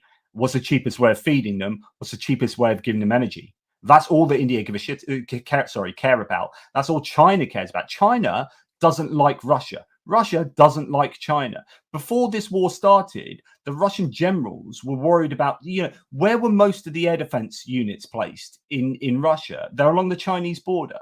Like the Russians were doing war games against the Chinese. The Russian generals have long worried to Putin that Russia could become a vassal state of China. Then they invaded Ukraine, and that's exactly what happened.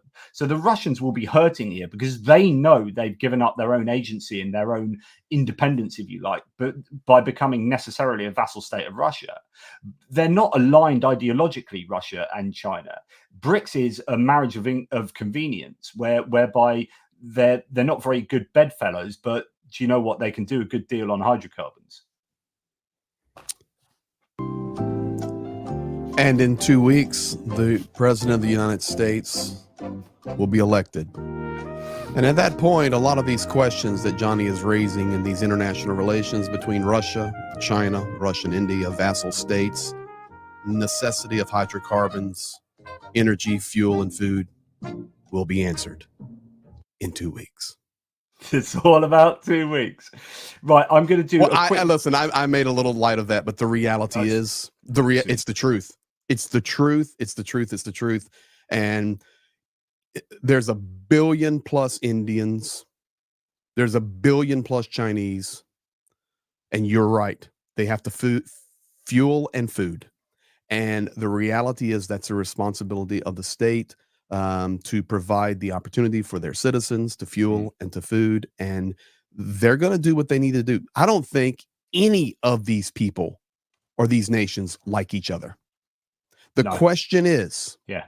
the question is, once the American election is over and we have Kamala Harris as president or Donald Trump as president, isn't it going to be interesting the first 2, 3, 4 weeks to see where these nations start to really align themselves? So for right now, I just think we're in a big question mark.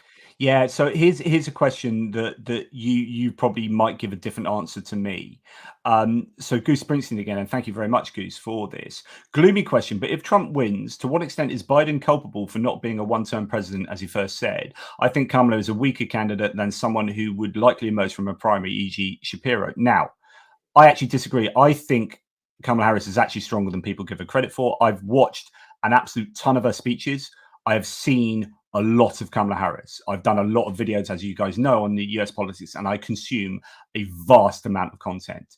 She is strong. I saw her with Liz Cheney I watched 2 whole kind of town hall things yesterday she did with Liz Cheney. And there is just the strength and competency there that people on the right take the mickey out of her, but they just haven't listened to her. They just actually, what they do is they take in things that have been said on Fox News unquestioningly, and actually she is stronger than people think. And I think she's been vice president. She's been around the world. She does the Munich security conferences. She knows what she's talking about internationally. And I would say she's definitely stronger than Biden. I think Biden has physically weakened. I think he is much more prone to anti-escalation in the vein of, say, Jake Sullivan. And I've said this before. Kamala Harris, if she wins, will have to differentiate herself from Joe Biden. So what does she do when she gets into a position of supporting Ukraine? She has 2 choices to differentiate herself from Biden. One is go in the Trump direction of appeasing Russia more, or the other one, she's only got 2, because she will do things differently. She said she'll do things differently. And Philip Gordon and people like Mark Kelly have said she'll do things differently. So she either goes in the appeasement direction or in a stronger support of Ukraine direction. She will not go in the appeasement direction. She has said that very openly. She has called Putin very overtly a murderous dictator. There's no way that she would go from calling him a murderous dictator to appeasement. So she will be stronger than Biden. How much stronger? I don't know. But she has to, any new leader, whether it's a football manager that comes in and takes over from the last person, you stamp your authority. You say, this is me and this is how I'm going to be different from the last guy. I talked about this with regard to Mark Rutte taking over from Jens Stoltenberg. Mark Rutte, in Secretary General of NATO, has to decide which direction he goes in and how does he stamp his authority and how does he make his legacy. And he is going strong on support for Ukraine and doing a good job. I think Kamala Harris will do that because that's the only thing she can do. And she wants to, I think. But anyway, that's my tuppence. But Biden is, I think, culpable for not being strong enough in supporting Ukraine and being too scared of nuclear war. But that we can understand why you might be scared of that, because it's pretty serious. So we can agree that Joe Biden could have done more. Is that a question? I'm asking you a question. So we agree that Joe Biden could have done more. Yes, I think okay. That's a good place to start from. In regard to my comment on your statement there, I will answer it. I now have videoed what you just said and recorded it. Play it back to me in a month's time. No, it's not. It's really not about that at all, to be honest with you. I don't think nobody can answer that, because I think time will tell. And for me, I hope what you said so eloquently is accurate. I really do. Yeah, I do. Obviously. I really, and I know that nobody consumes more media than you. I highly respect your analysis. You and I agree on much more than we disagree on. But I will tell you that time will tell. And I'm not sure. I personally believe that Russia is at this desperate pace right now with the introduction of North Korea, with the open talks with China, with to increase the pressure on whoever will become the new president of the United States. I'm just, as of right now, I'm being patient, and I'm hoping that what you said is accurate. I'm not sure the international experience nor the understanding of the Soviet mentality, the inner workings of the Kremlin. For me personally, I don't believe either candidate has the experience for that. Personally, either. To move it from American politics, there is an interesting thing to note about, and I talked about this at length the other day in one of my videos. To be honest, I could mention any subject here and probably say I've talked about it at length somewhere, because all I do is talk at length about stuff all day, every day. But so talking about the Russian propensity to throw their human beings endlessly into this meat grinder and their equipment, and we think surely that's enough, surely you've had enough, surely. Zaluzhny admitted himself, as a former commander-in-chief for the Ukrainian armed forces, that a lot of people really liked him. I reserve judgment. I think the only way you can tell whether a person is a good military general, unless something really obvious happens, is after these things are over and history tells you, because we don't know what his decisions were like inside a bunker. We don't know exactly how much good information or bad information he had and what advice he was taking. What I can say is he admitted to two really quite big blunders, and one of them is somewhat understandable. So the first blunder, he said, is we would make 30 kilometers a day in the counteroffensive in Zaporizhia, and they made like 1 kilometer in a month or something. Do you know what I mean? Like fortifications, minefields, all that stuff. That was a really big misjudgment, and that was somewhat disastrous in terms of the counteroffensive. The other blunder he made, or the other miscalculation he made, that he admitted, was that he thought the Russians would have given up, having lost so many people. He was like, we expected them to capitulate, and they just didn't.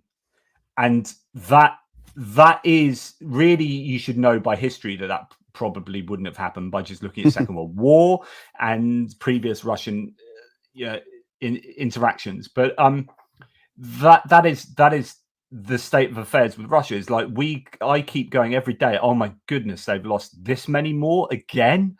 Like, surely they've got to be close to culminating, and then they just scrape the barrel to get more humans and more pieces of kit from somewhere, and they are just able to keep going on. And they must be a case of throwing the kitchen, because you keep hearing anecdotes about how we are losing horrendous amounts of troops. The Russians saying this in Pokrovsk, you're seeing visual evidence of columns still getting largely destroyed, and thinking, it can't keep going on. The Russians must be desperate at the moment. But then, I said the same thing 6 months ago. Well, that's all I was going to say. Not only you, but many, and rightfully so. It's not a dart. And every day I'm going, you guys don't understand the Kremlin.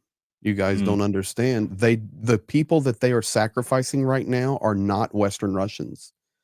They are sacrificing Eastern Russians and ethnicities. They are sacrificing prisoners. They are sacrificing the riffraff of society. That is who they are running in. And everybody kept saying, oh, well, this can't go on. This can't go on. This can't go on. This can't go on. Guys, if, and this is a big if, and today we saw the North Korean flag planted at a certain location near Pokrovsk. Let me tell you, ignore that. But I will tell you this, that's irrelevant. I won't even waste my oxygen to talk about it other than this. That, whether it was AI, whether it's real, whether it was photoshopped, is irrelevant. It makes a statement. It makes a statement of solidarity, and now the world is seeing it. Yeah. So if, and a big if here, if North Korean troops start to come in decent numbers, you do realize it's basically free cannon fodder. Yeah. Because North Korea not only doesn't care about humanity, to them, economically, it may be a plus. that they have less mouths to feed.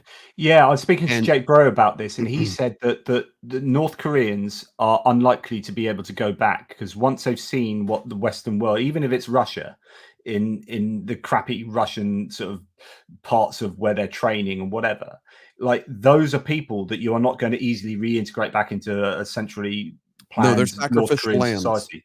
They're So sacrificial those lambs. are, yeah.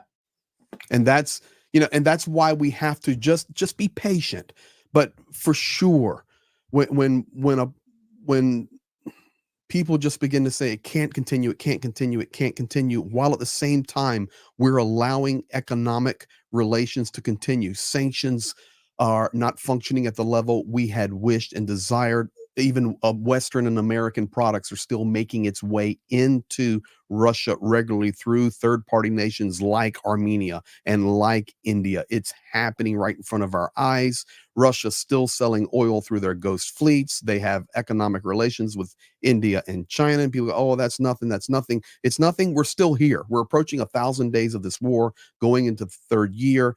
Joe Biden will no longer be the president. In reality, over the last few months, there's been some, I think I've been reading into the chat, some dropping of the balls. Now we're moving into this president election period. We hear different wranglings from different European leaders. We have a big ball of mess, but we cannot be naive. Cannot be naive. The Kremlin, KGB school, that Soviet school, look at it in World War II. They do not value human life the way you and I, as Westerners, value human life. They do not value human life the way Ukrainians value human life. So for them, it is not an apple to apple comparison. For them, it's completely different. And always keep that in the back of your mind when you're trying to do this analysis. It's not going to come down to just sheer numbers until there is no more resource for those numbers to continue to come in on the Russian side. Ukraine has a limited number of soldiers. We do not have, other than legions, international legions, foreign boots on the ground. We have some mercenaries who have taken contracts. We have a limited supply. We have Ukraine ramping up its own industrial production, its military production, and we have intermittent supply from the West. That's what we have. And for Ukraine to have held this strong for this long is a testimony to their Incredible. ability to fight and to be warriors using very little to stand against this just mass that comes against them. So if we can get through this election, get these guys supplied, get further coalitions, grow some backbones, put down some real direct statements against the East, and then back it up. And I mean, literally back it up. That at that point, we can start looking at numbers, but only at that point. And actually, so I did my military aid update earlier, and there was an awful lot I forgot. I forgot half my links. They were in a different place, and I put them together. So tomorrow there'll be a bit of leftover from today. But I did forget to say one good thing, which is the UK is lending 2.26 billion pounds. So it's about 2.93 billion dollars. Through underwriting with frozen Russian assets. That's going to be brilliant. We have seen today that the 35 billion euros from the EU has been approved in the EU. So there are serious amounts of money that will be going Ukraine's way at the right kind of time, which is really good news. And then we hear that the US is giving another $400 million package over the last 24 hours. And then Zelensky said an $800 million package for drones. So that's really good. So, hopefully there are theories that if Harris gets in, that there'll be lots of packages going through to use up the appropriations bill that exists. And then there's hope that there'll be another appropriations bill on the back of that. So as Greg says, look, we'll see. I just want to point people towards the fundraising at the moment. Actually, it's a little bit higher than that. If we look here, someone pointed out, you can go to the bottom donor box. So 19,865 euros raised from 176 donations is amazing. I will be putting is it a pony? Is that what you call it in the UK? 1,000 into that, as doubling Greg's incredibly generous. So there will be one less bottle of wine for me this week. Yeah, because my I've got- bottles of wine cost £1,000. I've right? got my notepad here, and I've already written it down. I'll show it so everybody can see. David L., the donor, 500 to Johnny. So I'll send that to my office right after. It's sitting right here on my desk.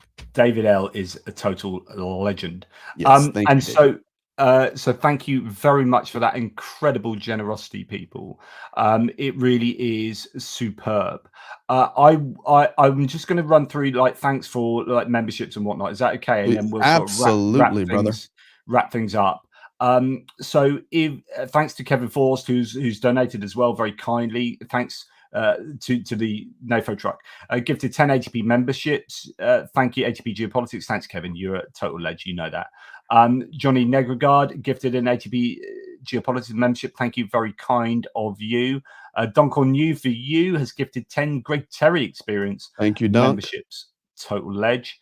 And we have Richard Bennett, 5 ATP Geopolitics memberships. Thank you. All the other kind of super stickers, super thanks like Goose Springsteen, we've already said, we've already thanked. So I'm just going through mainly these ones. Tim Mommons gifting 5 ATP Geopolitics memberships. Thanks, Tim. That's very kind of you. David L. There we go. What's the best link to donate to? So he's done deal. That. Done deal. Kevin Shaw has become a member. Thank you for doing that. We have Blonde Bombsheller has gifted 5 Greg Terry experience memberships. Thank you. BB, great mod there. Thank you, BB. Totally awesome. And then again, 5 Greg Terry experience memberships. So BB on the button there. So that's awesome. Thanks again, by the way, Tanya Rindenko. That's really, really kind of you. Michael Viewchart that says, good point, JP, on the shifts.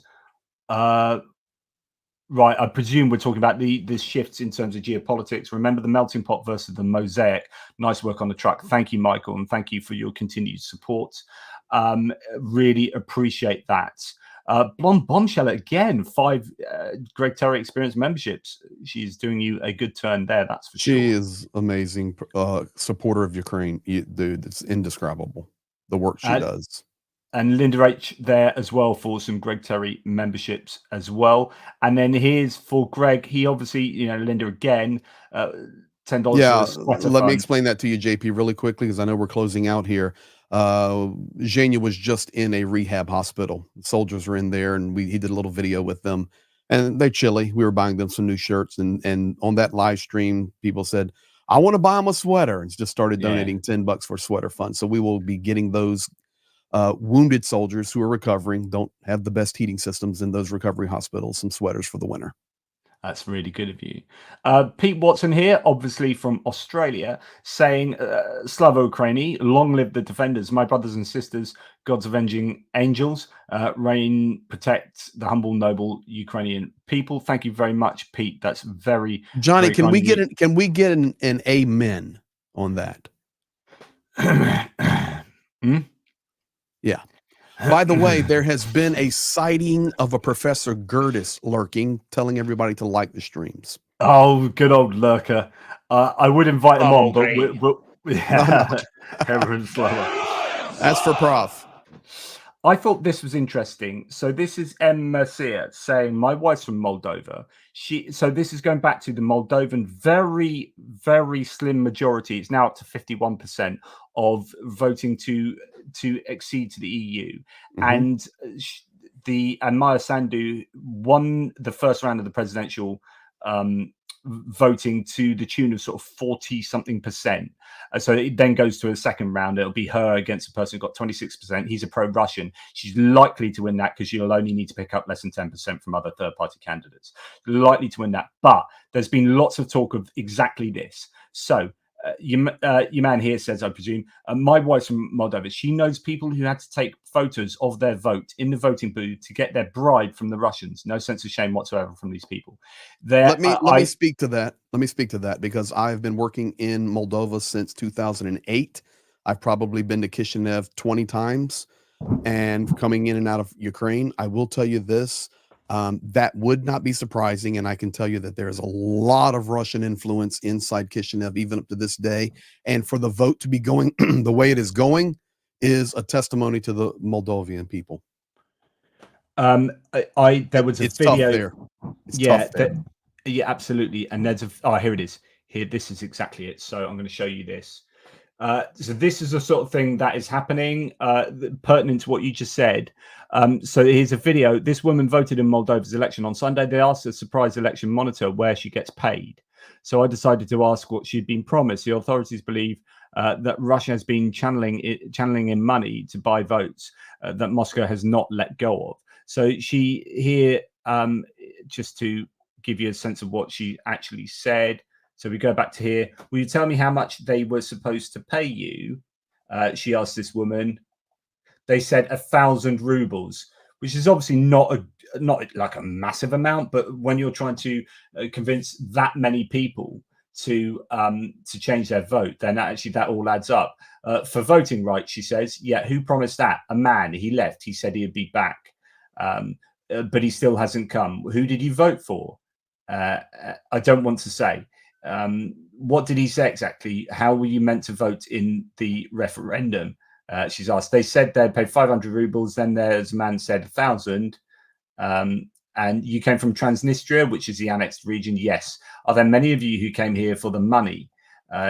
She asks. Me and her, and then another 3 people are meant to come, so on and so forth. You get the point. Really interesting interview there that goes into more detail, a little bit more detail. But that's the sort of thing that was happening. And as this is, you know, my wife knows about people who basically did similar sort of things. So the Russians have their fingerprints all over that elections. And what's really good news is that they didn't succeed. Like, they succeeded somewhat, of course they did, but it just got over the line for the EU accession, and that was the one that they were putting most of their effort behind to because I think they gave up on Maya Sandu. It would have been too much to shift that one, but the EU accession one was the important one. I'll teach you one cultural lesson here. You ready for it? So even though you see the video saying rubles, so what they will say is "Я буду дам рублей." Okay, I will give you ruble. So it doesn't actually mean they're giving them Russian rubles. They're paying them in their own currency. It's even like in Ukraine 10 years ago. They wouldn't call it the grivna. I mean, even though it was just the term for cash. Paying cash. It's a slang term. Term. So what they're not, it's not like they're okay. Well, I'm gonna give you 1,000 rubles, and you go to the bank and change it to the Moldovan lei or go buy some dollars. So is it Russian influence? Absolutely, 100%. I'm just teaching you guys a cultural lesson here. Even up to 10 years ago in Ukraine, it was how many rubles you got? Even though you're talking about hryvnia or dollars, it's just cultural. So that shows you, though, the cultural influence.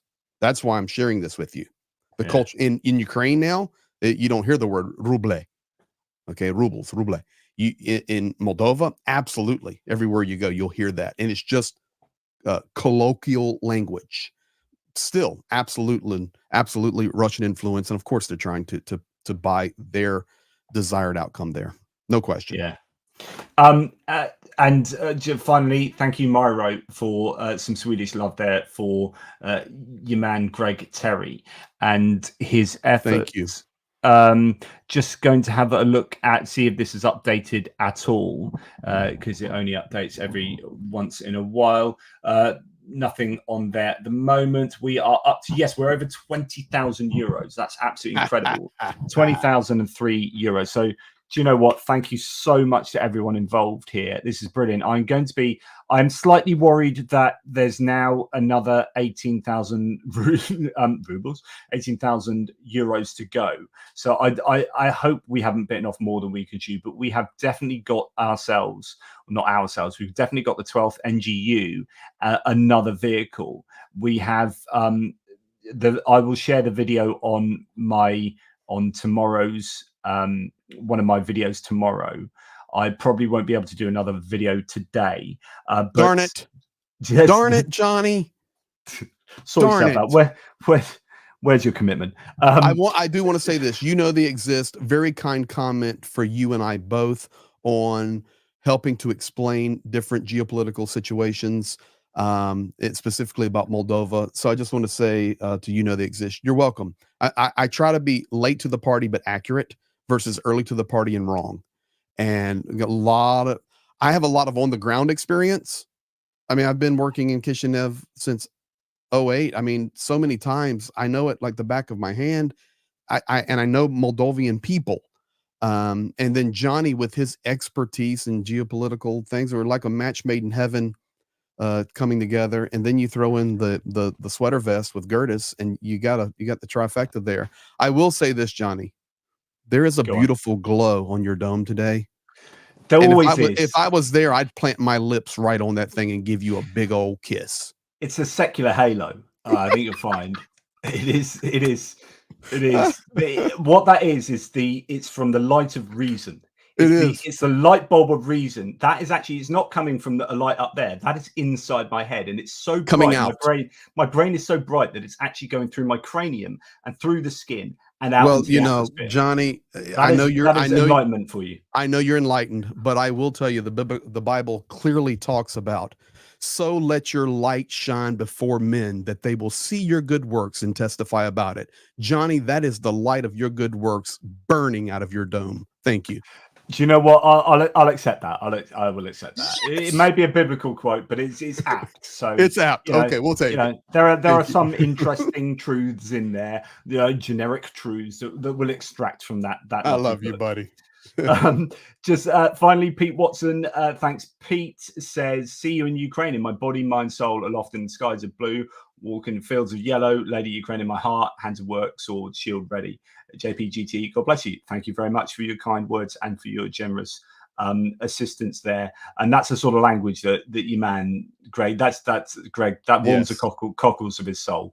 Well, I mean, I don't believe in his soul, but he does. But it warms the cockles of his soul. The bottom line is, with our bantering back and forth, having a little fun, we love each other and we stand together and we partner together, and 90% of stuff we actually agree on. So hopefully that's an example for folks. Yeah, absolutely. Yes, well said. Well said. Look, thank you, my man, and thank you. More importantly, oops, I don't know why I put that up. People saying hello and just clicking things randomly. Thank you so much for the amazing community, and I just want to say this publicly. I am incredibly honoured to have such an amazing team at ATP Geopolitics. I'm sure you say exactly the same about the guys yours as well, Greg. Just incredible people who have coalesced around what is good and right for the world. And thank you for showing your support for the campaign fundraiser, but also just for those who don't have the ability to commit any money, just what can you do instead? Commit yourselves to countering disinformation, to spreading the truth, and to spreading good old moral knowledge about what is good and right and proper in this world. If we want the world to be a better place, we need to stand up for democracy and freedom. It is not that we are warmongering war hawks. It is that, do you know what? We believe in thoroughly defending what is good and right. It is, Ukraine weren't the ones that were attacking another country. They weren't the ones invading another country. We are helping to defend moral rectitude in this world. And so I'm not some bellicose war hawk, but I do think that if we should not tolerate intolerance. I am not an intolerant person until it comes to intolerance itself. And I do not tolerate intolerance. And that is what I see Russia as representing. But anyway, over to you, Greg, for the final words. Well, I think we can bring this full circle, my friend. And that is, the only thing necessary for evil to triumph is when good men and women and boys and girls do nothing. That's where we started this stream 2 hours ago. Mm-hmm. And it's a good place to end it. And together we are doing good things. Nobody wants, I don't want war, but war came to us. And because of that, we do our due diligence the best we can to partner with what is right. And what is right is to stand against genocide, to stand against evil, to stand against propaganda, and to stand for a world that can be better for our children and our grandchildren. And that is what unites us. And there's much more that unites us than divides us. And I will finally say, in kudos there with JP, if it wasn't for you guys, of course, all the support teams and the staffs and the mods and those working behind the scenes to help ATP Geopolitics, that help my channel, they're working nonstop every day. And it's so I'm just so grateful. But one step further, if it wasn't for you guys in here on Johnny's channel, ATP Geopolitics, or my channel, Johnny and I would just be talking to each other. And we want to say thank you for that. You taking the time out of your busy morning, afternoon, evening, or night to be here, to participate, to chat, to donate, to be a voice, to do your part. And when we all do our part, nothing can defeat us. I'm telling you, nothing can defeat us when we stand together strong. Just hang on and be patient. Victory's coming. We are greater than some of our parts. So amen. Thank you for that. Really wonderful words. Okay, and just the last update, 20,212 euros raised, and I'll be putting in a whack into that as well. So I look forward to seeing this creep up. I actually look forward to it shooting up, but in reality, you know, we'll see this over the next sort of week or so, and hopefully we'll get to that 38,000, and we can help those that need the help. Thank you, Greg. Thank you to the live chats and everyone who's been so stalwart in their support of the channels and primarily of Ukraine. Thank you. What are those words again, Greg? Which words? The words we finished with. What is it? It begins with S. I know my words. Do you know yours? Okay, Johnny, I'll just do it for you. How about this? Slava Ukrainian. That was it. See you, brother. Thank you, everybody. Take care, everyone.